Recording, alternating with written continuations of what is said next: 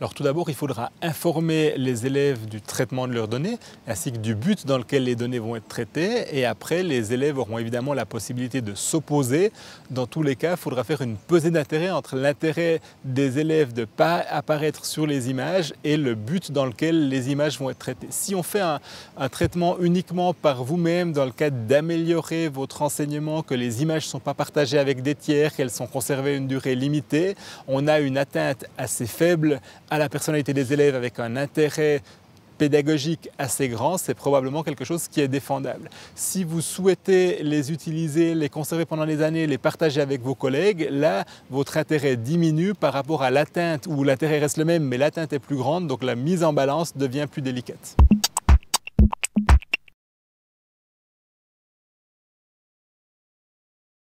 Ça pose beaucoup de problèmes parce qu'en faisant ça, on va transmettre à Google des informations qui sont potentiellement soumises par le secret de fonction, notamment des résultats d'étudiants sur des travaux, éventuellement des notes, des évaluations, du comportement. Donc là, on a un premier paquet de limitations liées au secret de fonction. Le deuxième, c'est qu'est-ce qu'on fait si un étudiant refuse? Est-ce qu'on peut lui fournir un autre identifiant?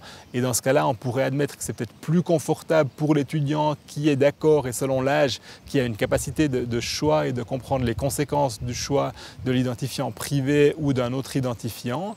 Dans l'idéal, il faudrait plutôt avoir une sorte d'identifiant pseudonyme, voire anonyme, qui n'est pas lié à une personne, mais qui est lié à un certain nombre d'étudiants. Par exemple, avoir 50 identifiants qu'on utilise pour l'école et qu'on utilise de manière aléatoire, qui permettent l'accès aux outils sans avoir un profilage qui est fait derrière d'un étudiant ou d'un autre.